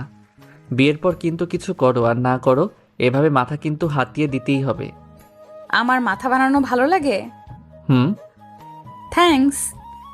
আমাকে কোনো সময় থ্যাঙ্কস দিবা না। দরকার হলে বকা দিবা, তবুও থ্যাঙ্কস দিবা না। ওকে। শোনো, একটা কফি খাও, ভালো লাগবে। ওকে। আনিকা, তুমি কিন্তু আমার একটা কথা মানোনি। কি কথা? এত তাড়াতাড়ি ভুলে গেলে? কাজে ব্যস্ত থাকি তো, মিস্টেক হতেই পারে। নেকাব? ও, মনেই থাকে না। আর সাথে সাথে নেকাব লাগিয়ে ফেললো। ঠিক আছে, সাথে তোমার আরও 2টি কাজ করতে হবে। কি কি? তোমাকে আরও লুজ বোরকা পরতে হবে, আর তোমার ড্রাইভারকে বাদ দিতে হবে। মেয়ে ড্রাইভার দেখো পাও কি না। ওকে, দেখা যাক। মুখটা কালো করে বলল। তুমি রাগ করছো? না। দেখো, আমি তোমাকে ভালোবাসি। আমি চাই তুমি আর আমি একসাথে সারা জীবন থাকি, আমার স্বপ্নের মতো করে তোমাকে সাজাতে। এখন যদি তুমি আমাকে সেই সুযোগ না দাও, তাহলে তো হচ্ছে না। হুম। ওকে। এখন বাসায় গিয়ে কিছু খেয়ে এটা খাবে। তুমি চলে যাচ্ছ? হুম। আর একটু বসো, কফি তো খাওয়া হলো না। তুমি খাও, আমি গেলাম। এই বলে আনিকা চলে গেল। ঈশান কফির অর্ডার করলো। কফি খেয়ে বাসায় চলে আসলো। বড়ি খেয়ে ঘুমিয়ে পড়লো। আনিকাও বুঝতে পারছে ঈশানকে ছাড়া আনিকার জীবন অচল। ঈশানকে আনিকা ভিতর থেকে ভালোবেসে ফেলেছে। ওই আশিকের ক্ষেত্রে এরকম ছিল, কিন্তু ঈশানের প্রতি যেমন অনুভূতি তেমন ছিল না। আনিকা ইচ্ছে করে ঈশানের সাথে এরকম করছে, কারণ আনিকা ঈশানকে পরীক্ষা করছে। আনিকা যুক্তিটা এভাবে দিয়েছে, ঈশান আমাকে ভালোবাসে, আমি ঈশানকে ভালোবাসি। ঈশান চাইবে না আমি পর্দা না করি, সে চাইবে না আমি অন্য একটা ছেলের সাথে ঘুরি, সে চাইবে আমি সব সময় তার কথা শুনি, তার কথা মতো চলি। এখন যদি আমি ঈশানের কথা না শুনি তাহলে ঈশান রাগ করবে। এই রাগ করার মানেই ঈশান আমাকে ভিতর থেকে ভালোবাসে। এখন যদি ঈশান রাগ না করে তার মানে ঈশানের মন থেকে আনিকা উঠে যাচ্ছে। ঈশান মনে মনে ভাববে আনিকা থাকুক আনিকার মতো আর আমি থাকি আমার মতো। তারপর আস্তে আস্তে কয়েকদিন যাওয়ার পর দুজনের সম্পর্ক খারাপ হয়ে যাবে। আর ঈশান যদি আনিকাকে মন থেকে ভালোবাসে তাহলে যত কষ্টই হোক আনিকাকে নিজের কাছে আগলে রাখবে। এখন যদি নিজেকে কঠোর হতে হয় তাহলে ঈশান তাই করবে। এভাবে আনিকা যুক্তি দিল ঈশানকে পরীক্ষা করার জন্য, কারণ আনিকা চায় না আশিকের মতো ঈশানকে হারাতে। ঈশানের সামনে গেলে আনিকা ইচ্ছে করে নিকাব খুলে যায়। অন্য যে কোনো সময় আনিকা নিকাব পরে থাকে। আর আনিকা নতুন ড্রাইভার দেখে ফেলেছে, আর কয়েকটা লুজ বোরকা যেগুলো ঈশানের ভালো লাগে সেগুলো কিনে রাখছে। আনিকা বিকালে ঈশানের কাছ থেকে এসে রুমে বসে আছে। এমন সময় শারমিন আনিকাকে পিছন থেকে জড়িয়ে ধরলো। আনিকা বলল, তোর কি হয়েছে, এত খুশি লাগতেছে কেন? ফাহিম না আমাকে ভালোবাসে। তুই কেমন করে বুঝলি ফাহিম তোকে ভালোবাসে? তার কথাবার্তা, আচার আচরণ আর সবসময় আমাকে কেয়ার করে। ভালো, তাহলে বিয়ে দিয়ে দেই। দিয়ে দে, কে না করেছে? সত্যি? হুম। দাঁড়া, তোরে দেখাচ্ছি মজা। এই বলে আনিকা জোরে জোরে মা মা বলে ডাকতে লাগলো। শারমিন আনিকার মুখে হাত দিয়ে ধরলো। আপু ডাকিস না, আমাকে ডাকিস না। ওকে, আর ডাকবো না, এখন মুখ ছাড়। দোয়া কর আগে ঈশানের সাথে আমার বিয়ে হোক, তারপর তুই যাকে বলবি তার সাথে বিয়ে দিয়ে দিব। সত্যি? হুম। এমন সময় আনিকার মা ঘরে প্রবেশ করলো। প্রবেশ করে বলল, শারমিন, তুই একটু ঘরে যা তো, অনিকার সাথে আমার কথা আছে। আমি শুনি। না, ঘরে যা। শারমিন চলে যায়। মা, তুই কি বিয়ে করবি না? হুম, করব। তাহলে তুই কিছু বলছিস না কেন? কি বলতাম? দেখ, তোর জন্য এখন অনেক সম্বন্ধ আসছে, আর কয়েকদিন পর কি এমন সম্বন্ধ আসবে। দেখ মা, সামনের শুক্রবার তোকে দেখতে আসবে, না করিস না। কিন্তু মা, আমার একজন পছন্দের মানুষ আছে। তাহলে তো সেটা খুশির খবর। ছেলেটাকে? শারমিনের কলেজের 3rd ইয়ারে পড়ে। তাহলে ছেলেটাকে একদিন বাড়ি নিয়ে আস। ওকে মা। আনিকার মা চলে যায়। আনিকার মা চলে গেলে শারমিন আবার আনিকার কাছে এসে বলল, আপু, মা কি বললো রে? বললো ঈশানকে বাড়িতে নিয়ে আসতে। তাহলে আপু তোদের বিয়ে হচ্ছে? না রে, এখনো বলতে পারি না। দোয়া কর যাতে বিয়েটা হয়ে যায়। ঈশানের বাড়ি থেকে কি হ্যাঁ বলেছে? তুই কি তার বাবা মায়ের সাথে দেখা করেছিস? না, এই বিষয়ে তোর সাথে কথা বলবো। আপু, তুই আমার একটা উপকার করবি? কি উপকার? তুই ঈশান ভাইকে জিজ্ঞেস করবি ফাহিম আমাকে মন থেকে ভালোবাসে কিনা। ওকে জিজ্ঞেস করব। তাহলে আমি যাই? ওকে, যা।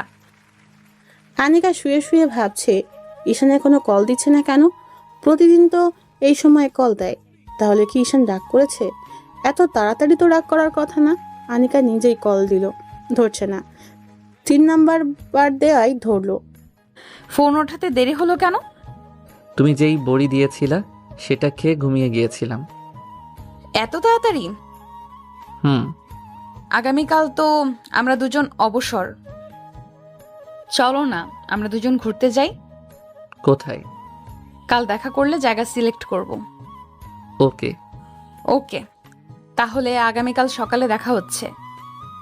ওকে, এখন রাখি, অনেক ঘুম পাচ্ছে। Love you. এই বলে আনিকা ফোন রেখে দিল। আনিকা ভাবছে কোনো ভুল করছে না তো সে। আনিকা আবার আগের মতো টাইট বোরকা আর মেকআপ না পরে ঈশানের সামনে যাবে এবং দেখবে ঈশানের প্রতিক্রিয়া কি আসে। ঈশান সকালে ঘুম থেকে উঠে অনেক দেরিতে উঠে দেখে ফাহিম ওয়াশরুমে। আনিকা রাতে কি জানি বলেছিল মনে পড়ছে না। পরে মনে পড়ছে কোথায় জানি ঘুরতে যাবে, কিন্তু কয়টায় যাবে এটা মনে পড়ছে না। ফাহিম ওয়াশরুম থেকে আসলে ঈশান বলল, দোস্ত, শারমিনের সাথে কেমন চলছে? রাতে কি স্বপ্নে শারমিনকে দেখছস? ঘুম থেকে উঠে শারমিনের কথা জিজ্ঞেস করতেছস? আরে না। ভালো। এখন কেমন জানি তার একটা মায়া কাজ করে, মন চায় খালি তার মুখটা দেখতে ইচ্ছে করে। এটাই ভালোবাসা। বাড়ি থেকে না বিয়ের জন্য বলছে, কি করব? শারমিনের কথা বলে দে, কিন্তু এখন না। দেখ, ফাহিম আনিকার বয়স কিন্তু বেশি। আগে তার বিয়ে হোক, তারপর। বুঝছি, ওকে। শোন, শারমিন মেয়েটা কিন্তু অনেক ভালো। তাকে আবার আগেরটার মতো হারিয়ে ফেলিস না। যদি চলে যায়? যতটা সম্ভব তাকে বেশি সময় দিবি। ওকে। ঈশানের মোবাইলে কল আসলো। দেখে বাড়ি থেকে ফোন আসছে। রিসিভ করে বলল, হ্যালো মা, কেমন আছো? ভালো, তুই কেমন আছস? ভালো। তোর জন্য একটা খুশির খবর আছে। কি খুশির খবর? তোকে না মেয়ের বাড়ি থেকে দেখতে আসছে। মানে? মানে হলো তোর বাবার বন্ধু যে আব্দুল ভাই, তার একমাত্র মেয়ে তোকে পছন্দ করেছে। তার বাবা এবং তার মা গতকাল আমাদের বাড়িতে আসছে, এসে সব দেখে গেছে। তাদের তোকে পছন্দ হয়েছে এবং বাড়ি ঘরও। আর তোর বাপের আর আমার মেয়েকে অনেক ভালো লেগেছে। ঈশানের মাথায় আকাশ ভেঙে পড়লো। এসব কি বলছে? না না, এই মেয়েকে চেনে না জানে না বিয়ে ঠিক করে ফেলছে। আর এদিকে ঈশান আনিকাকে নিয়ে ঘর সংসার করার স্বপ্ন দেখছে। ঈশান বলল, দেখো মা, তোমাকে আমি পরিষ্কার করে বলে দেই, আমার ঢাকায় একজন মেয়ে পছন্দ আছে, আর বিয়ে করলে আমি তাকেই করব। কিন্তু আমাকে তো বললি না। এই যে এখন বললাম। তোর বাপ যে বলেছে বিয়ে দিলে তোকে এই মেয়ের সাথেই বিয়ে দিবে। সেটা বাবার চিন্তা ভাবনা। আর কিছুদিন পর আমি বললে তোমরা ঢাকায় এসে মেয়েকে দেখে যাবে, বিয়ের তারিখ ঠিক করে যাবা। তাহলে কি এই মেয়েকে না করে দিব? ডাইরেক্ট না করে দাও। আর একটু চিন্তা ভাবনা করে দেখ। মেয়ের বাবা সচ্চায় 5 লক্ষ টাকা যৌতুক দিতে রাজি হয়ে আছে। যৌতুক টৌতুক আমি বুঝি না, না করে দাও। এই বলে ফোন কেটে দিল ঈশান। আর ভাবছে, আগামীকালকের আনিকার ব্যবহার এরকম যদি প্রতিদিন হয় তাহলে তো হবে না। না হলে নাই। আনিকাকে ভালোবাসি, আনিকাকেই বিয়ে করব। দরকার হলে তাকে কিডন্যাপ করব। ঈশানের এরকম রাগি রাগি দেখে ফাহিম বলল, দোষ, কি হয়েছে? কোনো সমস্যা? না রে, বাড়ি থেকে আমার জন্য মেয়ে রেডি করে রাখছে, তাই আমি না করলাম। আনিকাকে যদি তোর বাড়ির থেকে পছন্দ না করে? সেটা সমস্যা নাই, বিয়ে করব আমি, ঘর সংসার করব আমি। মা বাবার পছন্দ না হলে আমি কি করব? ওকে দোস্ত। এমন সময় ফাহিমের মোবাইলে কে যেন কল দিল। ফাহিম কথা বলার জন্য বেলকনিতে যায়। ঈশান আনিকাকে কল দিল। আনিকা কল রিসিভ করতেই ঈশান বলল, কি করো? আজকে না ঘুরতে যাব, রেডি হচ্ছি। কোথায় আসবো? আরে তোমার বাসার চৌরাস্তার মোড়ে যে রেস্টুরেন্ট আছে সেইখানে আসো। ওকে। তাড়াতাড়ি এসো। ওকে। ঈশান ফোন রেখে রেডি হতে গেল। রেস্টুরেন্টে গিয়ে দেখে আনিকা এসে বসে আছে। আনিকাকে দেখে ঈশানের মেজাজ পুরো গরম হয়ে যায়। মুখে নাই নিকাব, টাইট বোরকা। ঈশান টেবিলে বসলো। ঈশান এবার রাগ কন্ট্রোল করতে না পেরে বলল, এসবের মানে কি আনিকা? কি ঈশান? তুমি বোঝো না? সত্যি আমি বুঝতে পারছি না, তুমি রেগে যাচ্ছ কেন? তোমাকে না বললাম নেকআপ পরতে ও লুজ বোরকা পরতে? ড্রাইভারকে তো চেঞ্জ করছোই না। দেখো, তোমাকে ভোগ করার ইচ্ছা থাকলে তোমাকে কবেই ভোগ করে ফেলতাম। আমি চাই তোমাকে সারা জীবন আগলে রাখতে। তুমি এসব কি বলছো? তুমি কি কিছু বুঝো না? আমার এরকম ভাবে পড়তে ভালো লাগে। আর ড্রাইভারকে আমি বাদ দিতে পারবো না, কারণ ড্রাইভার অনেক আগে থেকে ড্রাইভারই করে। আমি আনিকার মুখ থেকে এরকম কথা শুনে অবাক হয়ে গেলাম। আনিকার চেহারায় কোনো ভাবান্তর নেই, মনে হচ্ছে আমি এরকম করব সেই জন্য প্রস্তুতি নিয়ে এসেছে। আমি আমার প্রিয় মানুষটা চাই না বেপরদায় থাকুক। আচ্ছা, তুমি কি আমাকে ভালোবাসো? হুম। তাহলে আমার কথা মতো চলতে তোমার সমস্যা কি? দেখো, আমরা দুজন দুজনকে কিস করছি। আনিকা কিছু বলছে না। ঈশান মনে মনে চাইছে আনিকা তার কাছে মাফ চাক, কিন্তু আনিকা কিছু বলছে না। ঈশান আবার বলল, তাহলে তুমি থাকো তোমার মতো আর আমি থাকি আমার মতো, এখানে শেষ। এই বলে ঈশান চলে আসলো। আনিকা পিছন থেকে একটা ডাকও দিল না। ঈশান ভাবছে, তাহলে কি এতদিন এত সব লোক দেখানো ছিল, কিন্তু আমাকে যে কিস করলো? আমি আনিকার কাজ কারবার কিছুই বুঝলাম না, কিন্তু সব তো শেষ। এখন কি করব আমি? কি করব আমি? তাকে ছাড়া থাকবো কিভাবে? আমি এটা কি করলাম? না না, ঠিকই আছে, আমার কথা মতো না চললে এরকমই হবে। ধুর, কি করব? মাপ চাইবো গিয়ে? না, মাপ চাইবো না, হার মানবো না। সে কি আমাকে ভালোবাসে না? তাহলে এতদিন এসব কি ছিল? আমার অবাক লাগছে। এতদিন তো যেভাবে চলছে মনে হয়েছে সে আমাকে ছাড়া বাঁচবে না। এখন বাড়িতে কি বলবো? এসব ভাবতে ভাবতে বাসায় চলে আসে। অনেক কষ্টে দিনটা কাটলো। সারাদিনে আনিকা কল দিল না। ঈশান আনিকার কলের অপেক্ষায় বসে আছে। সে কল দিয়ে মাফ চাইলেও তো হয়ে যায়। এভাবে একটা সপ্তাহ চলে যায়। ঈশা কিছুই বুঝতে পারছে না। একটা সপ্তাহ কিভাবে যে গেল সেটা একমাত্র আল্লাহ জানে। ঈশান আর আনিকাকে ছাড়া থাকতে পারছে না। তাই ঠিক করলো আনিকার চেম্বারে গিয়ে নিজেই মাফ চাইবে। সেদিন ছিল শনিবার। ঈশান বিকালের দিকে কোচিং করিয়ে আনিকার চেম্বারের উদ্দেশ্যে রওনা দিল। এমন সময় কোথা থেকে জানি এক মেয়ে এসে ঈশানের পথ আটকালো। নেকাব ঢাকা, মুখ লুজ বোরকা, মনে হচ্ছে পর্দাশীল কোনো মেয়ে। ঈশান বলল, কে আপনি? আমার পথ ছাড়েন।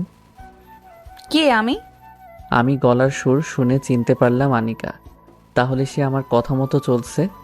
যাক, আমি হার মানলাম না, আনিকাই হার মানল। মনে মনে ইয়েস, আমি জিতে গেছি। আনিকার সাথে একটু মজা করা যাক। সরি, কে আপনি?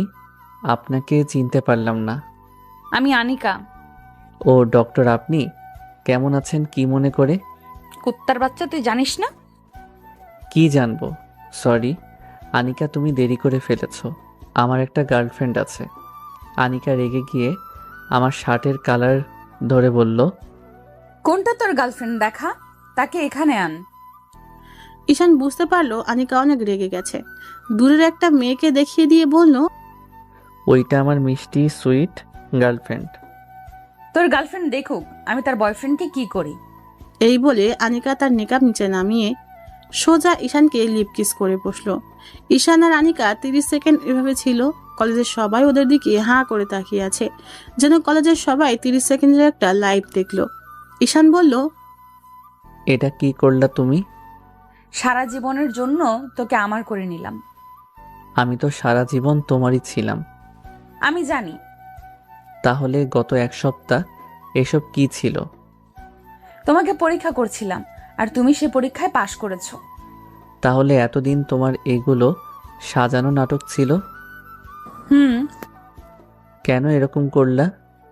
বললাম তো পরীক্ষা করছি। তোমরা পরীক্ষাও করো? তোমরা পারো বটে। অনেক দিন ধরে তোমাকে জড়িয়ে ধরি না, এখন আমাকে জড়িয়ে ধরো। ঈশান আনিকাকে জড়িয়ে ধরলো। আনিকা কেঁদে দেয়। ঈশান বলল, কাঁদছো কেন? এটা সুখের কান্না। কেঁদো না। বলো, সারা জীবন আমাকে এইভাবে বুকের ভেতর আগলে রাখবে? সারা জীবন তোমাকে এভাবে বুকের ভিতর আগলে রাখবো। আনিকা আস্তে আস্তে ঈশানকে ছেড়ে দিয়ে বলল, চলো এখন তোমাকে আমার বাড়িতে নিয়ে যাব। আজ না, অন্যদিন। এখন তুমি আমার সাথে যাবা। ওকে। তারপর দুজন দুজনের হাত ধরে কলেজ থেকে বাইরে বেরিয়ে আসলো। এসে দুজনে একটা রিকশায় উঠলো। রিকশায় গিয়ে আনিকাদের বাড়ির সামনে নামলো। রিকশায় যতক্ষণ ছিল আনিকা ঈশানের হাত শক্ত করে ধরেছিল। আনিকা ঈশানকে বাড়ির ভেতর নিয়ে যায়। নিয়ে ড্রয়িং রুমে বসিয়ে বলল, তুমি বসো। না না, তুমি আমাকে ছেড়ে যেও না। ঈশান, এটা আমাদের বাসা, এখানে ভয় পাওয়ার কি আছে? তবু তুমি আমার সাথে থাকো। ওকে। আনিকা জোরে শারমিন বলে ডাক দিল। শারমিন ঈশানকে নিচে দেখে বলল, ঈশান ভাই, আপনি আপনি আমাদের বাসায়? বিশ্বাসই হচ্ছে না। বিশ্বাস হবেও না। তুই তোর ভাইয়ের সাথে থাক। তোর ভাই ভয় পাচ্ছে। আমি ড্রেস চেঞ্জ করে আসি। ভাই, আপনি না একটা ভীতু। তাহলে ফাহিম হলো ভিতর ডিম? ফাইমকে বলছেন কেন? সে তো অনেক সাহসী। সাহসী না, পুরাই আস্ত একটা ভীতু। ভালো হচ্ছে না কিন্তু ভাইয়া। ভীতু বললাম আমি আপনাকে, আর আপনি বললেন ফাইমকে। তাহলে তুমিও ভীতু? না না, তাহলে কে? আপনি ভীতু। আনিকার মা এসে বলল, কে ভীতু? আন্টি ফাহিম। না না, আমি ভীতু। ফাহিম কে? কেউ না। আন্টি আসসালামু আলাইকুম, কেমন আছেন? ওয়ালাইকুম আসসালাম। ভালো, তুমি কেমন আছো বাবা? ভালো। যা তো, আনিকাকে বল ঈশানের জন্য খাবার নিয়ে আসতে। শারমিন চলে গেল। আনিকার মা বলল, বাবা শোনো, তোমাকে কিছু কথা বলি। অনিকাকে তুমি কন্ট্রোলে রাখতে পারবা। এই মেয়ে কিন্তু অনেক জেদি। তোমাকে পেয়ে আমরা অনেক খুশি। আনিকাকে অনেক ছেলে দেখতে আসছে, কাউকে সে পছন্দ করেনি। অবশ্যই তোমাকে সে পছন্দ করেছে। তোমাকে পেয়ে আমরা অনেক খুশি।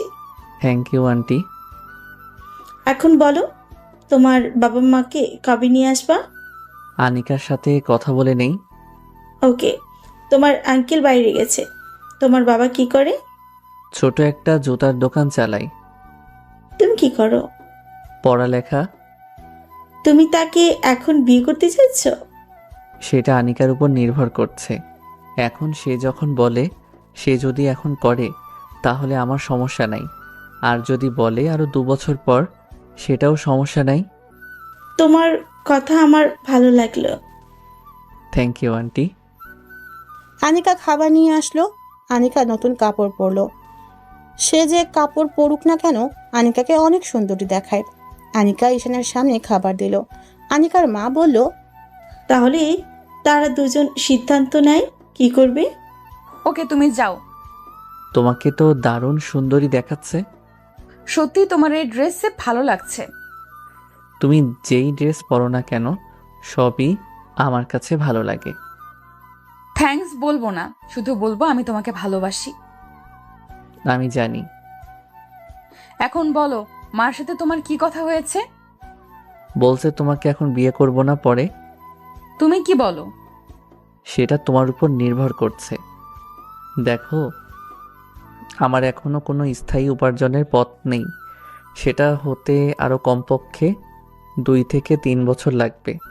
তুমি যদি চাও তাহলে 3 বছর পরে বিয়ে করতে আমার কোনো অসুবিধা নেই। সেটা এখন তোমার উপর। আনিকা কিছু বলছে না, মনে হচ্ছে ভাবনায় ডুবে আছে। কিছুক্ষণ পর বলল, আচ্ছা শোনো, তুমি আমাকে এই 2 মাসের ভেতরে বিয়ে করবা। কিভাবে করবা জানি না।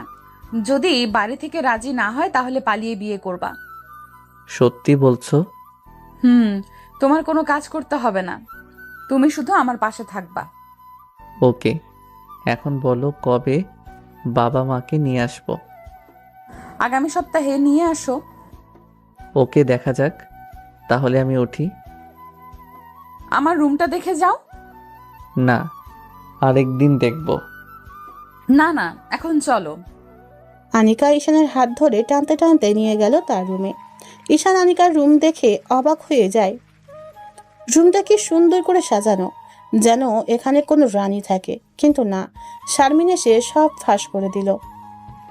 ভাই, অবাক হবেন না, আপনি আসবেন দেখে আপু রুম পরিষ্কার করেছে। আপু যেভাবে থাকে আপনি দেখলে বমি করে দিবেন। ওয়াক থু বলে দিল এক দৌড়। ঈশান আনিকার দিকে তাকালো। আনিকা ঈশানের দিকে তাকালো।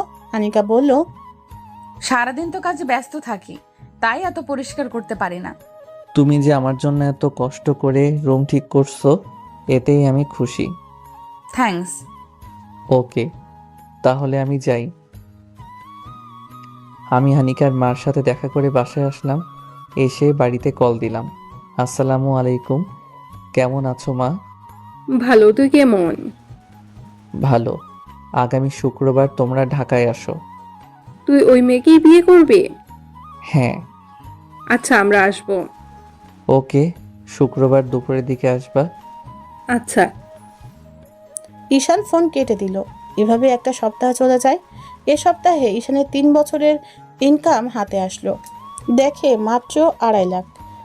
একেবারে হতাশ হলো। ঈশানের মা বাবা, ছোট বোন আসলো, আর এক চাচা চাচি আসছে। ঈশান তাদের আনিকার বাড়িতে নিয়ে আসলো। এতক্ষণ মা আর বাবা ঈশানকে অনেক কথা বলেছে তাদের পছন্দ করা মেয়েকে বিয়ে করতে, কিন্তু কে শোনে কার কথা। আনিকার বাবা মা এসে তাদের ভিতরে নিয়ে যায়। ঈশান তার ছোট বোন সুবর্ণাকে নিয়ে আনিকার রুমে যায়। গিয়ে দেখে আনিকা আর শারমিন বসে আছে। ঈশান সুবর্ণার সাথে শারমিনকে আর আনিকাকে পরিচয় করিয়ে দিল। শারমিন আর সুবর্ণা সেম বয়সের। ঈশান বলল, শারমিন, তুমি সুবর্ণাকে বাড়িটা একটু দেখাও। সুবর্ণা চলো, তারা দুজন বাইরে। আমি বললাম আনিকাকে, আনিকা তোমাকে কিছু কথা বলি, মন দিয়ে শোনো। বলো। আমার কেমন জানি ভয় করছে। দেখো, আমি আমার মা বাবার পছন্দের মেয়েকে বিয়ে করছি না, তাই তারা তোমার অনেক দোষ ধরবে, বিশেষ করে তোমার বয়স বেশি সেই জন্য। কিন্তু তুমি ঘাবড়ে যাবে না, সব সময় আমি তোমার পাশে আছি। এই 2 হাত কোনোভাবেই ছিন্ন হবে না মৃত্যুর আগ পর্যন্ত। আমি জানি, কিন্তু এখন আমার ভয় করছে। যদি তোমার মা বাবা আমাকে পছন্দ না করে? পছন্দ করবে। ঈশান মিথ্যা কথা বলছে। জানি আনিকাকে কেউ পছন্দ করবে না, কারণ তার বয়স বেশি। মিথ্যা কথা বলে তাকে সাহস দিল। তাই যেন হয়। তুমি কিন্তু আমার পাশে থাকবা। ওকে, তুমি রেডি হয়ে আসো, আমি যাই। আমি আমার ডিসিশন নিয়ে রাখছি। ঈশান নিচে এসে সোফায় বসলো বাবার সাথে। একটু পর আনিকা আসলো। আনিকা এসে সবাইকে শরবত দিল, ঈশানকেও দিল। বাহ, মেয়ে তো দারুণ সুন্দরী। নাম কি তোমার মা? আন্টি আনিকা। তুমি কি করো? আঙ্কেল, আমি ডাক্তারি করি। ভালো। আচ্ছা, তোমার বয়স কত? আমি মনে মনে এই খাইছে। 26। মেয়ের বয়স 26। ঈশানের মা বাবার দুজনের মুখের হাসি উবে গেল। তাদের মুখে ঘৃণা ছড়িয়ে পড়ল। ঈশানের দিকে রাগে লুক নিয়ে তাকালো মা বাবা দুজনেই। ঈশানের মা বলল, ভালো, কিন্তু ঈশানের বয়স তো মাত্র 23। না, এরকম বয়স্ক মেয়ের সাথে আমার ছেলের বিয়ে দিব না। ঈশানরা তো মেয়েকে পছন্দ করছে। ঈশানের সাথে আমার কথা আছে। ঈশান, দেখে যা। ঈশান তার আম্মুর সাথে একটু দূরে যায়। ঈশানের আম্মু বলল, তুই কি পাগল হয়ে গেছস? পাগল হব কেন? আমার তাকে পছন্দ হয়েছে। এরকম বয়স্ক মেয়েকে কেউ পছন্দ করে? কেউ না করলেও আমি করছি। এখন বিয়ের তারিখ ঠিক করো। আমি তোর বাপের উপর দিয়ে যেতে পারবো না। দেখ তোর বাপ কি বলে। তোর জন্য আমরা কি সুন্দরী মেয়ে পছন্দ করছি, আর তুই কি না বয়স্ক বুইড়া মেয়েকে পছন্দ করছস? সি সি সি। হ্যাঁ, আমি করছি। এখন বাপকে বলো বিয়ের তারিখ ঠিক করতে। দেখ তোর বাপে কি কয়, আমি কিছুই জানি না। ঈশান ভিতরে এসে দেখে তার বাবা উঠে চলে গেছে। এদিকে আনিকা কান্না করছে। ঈশান আর আম্মু বাইরে গিয়ে দেখে বাবা রেগে বসে আছে। ঈশান আর কিছু বলল না। সুবর্ণা এতক্ষণে আসলো শারমিনের কাছ থেকে। তাদের দুজনের বন্ধুত্ব হয়ে গেছে। সুবর্ণা বাবার মুখ দেখে আর কিছু বলে নাই, চুপচাপ গাড়িতে গিয়ে বসে। কোনো কথা না বলে তারা চলে যায়। ঈশানও বাসায় চলে আসে। কি করবে বুঝতে পারছে না। কোনো মতে রাতটা কাটালো। সকালে ঈশানের আম্মু কাছে ফোন দিল। বাবা কিছু বলছে? না, তোর সাথে কোনো ভাবে এই মেয়ের বিয়ে দিব না। সমাজের লোকেরা কি বলবে? মা, আমি এখন বাচ্চা না। সমাজের মানুষ কি বলবে না বলবে সেটা দিয়ে আমি কি করব? বাবা কি পাশে আছে? হ্যাঁ, আছে। লাউড স্পিকার দাও। দিছি, বল।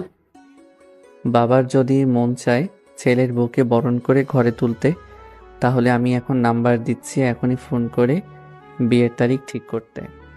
আর যদি না করে তাহলে বিয়ে করে বাড়িতে আসলে কিছু যেন না বলতে পারে। আমি আবার আধা ঘন্টা পরে ফোন দিলাম মায়ের কাছে। বাবা বলছে, না, তুই যদি এই মেয়েকে বাড়িতে নিয়ে আসিস তাহলে তোকে মেরে হাত পা ভেঙে ফেলবে। ওকে দেখা যাবে। এই বলে ঈশান ফোন রেখে দিল। ঈশান আনিকার সিদ্ধান্ত নিয়ে নিল আগামী সপ্তাহ ওরা বিয়ে করবে। আনিকাকে বাড়িতে নিয়ে গেলে কেউ দেখতে পারবে না, মা বাবা দেখতে পারবে না, পাড়া প্রতিবেশীরা তারা কথা বলবে। আনিকাকে সেখানে নিয়ে গেলে শুধু কাঁদবে। তাই ঈশান ঠিক করলো যে বাসায় থাকে সে বাসার উপরতলায় ভাড়া নিবে। যে টাকা আছে সেখান থেকে ফার্নিচার কিনবে। কোনো আয়োজন না করে বিয়ে করে ফেলবে, এটাই ওদের পরিকল্পনা। ঈশান আনিকার বাড়িতে আসলো। আনিকার রুমে গেল, গিয়ে দেখে বেচারি কেঁদে কেঁদে শেষ। ঈশানকে জড়িয়ে ধরে বলল, তুমি আসছো? আমি তো ভাবছিলাম তুমিও চলে গেছো। তোমাকে ছাড়া আমি যেতে পারি? এখন কি করবা? আমার মাথায় একটা পরিকল্পনা আছে। কি? ঈশান আনিকাকে পরিকল্পনার কথা বলল। পুরোটা শুনে আনিকার মুখ উজ্জ্বল হয়ে যায়।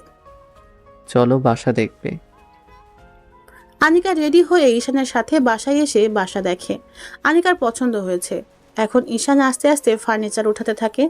মোটামুটি একটা সংসারে যা লাগে সব উঠালো। এমনি ভাবে 1 সপ্তাহ চলে গেল। দিনটি ছিল শুক্রবার। ঈশান রুম আগে থেকেই সাজিয়ে রেখেছে। ফাহিম আর ঈশান দুপুরের পরে আনিকাদের বাড়ি যায়। ভালোভাবেই বিয়ে সম্পন্ন হয়। আনিকার মা বাবা দুজনেরই কৃতজ্ঞতায় মাথা নুয়ে পড়ে ঈশানের প্রতি। তারা বলে তারা জীবনে ঈশানের মতো ছেলে দেখে নাই। ফাহিমকে সাক্ষী রেখেছে। আনিকাকে শাড়ি পরা অবস্থায় আরো বেশি অপরূপ দেখায়। ঈশান আজ রাতে তার সেই রূপের ভিতর হারিয়ে যাবে। ঈশান আনিকাকে নিয়ে বাসায় আসে। ফাহিম সুন্দর করে বাসর ঘর সাজায়। যেহেতু ঈশানের শরীরের উপর দিয়ে আজ অনেক ধকল গেছে, তাই পুরনো রোগ মাথা ব্যথা করতেছে। আনিকা বাসর ঘরে গিয়ে বসে আছে। ফাহিম ঈশানকে ঠেলা দিয়ে ঘরে পাঠিয়ে দেয়। ঈশান ঢুকে দরজা লাগিয়ে দিল। আনিকা ঘোমটা দিয়ে বসে আছে। ঈশান গিয়ে ঘোমটা উঠালো। ঈশান বালিশটা মাথার নিচে দিয়ে শুয়ে রইল।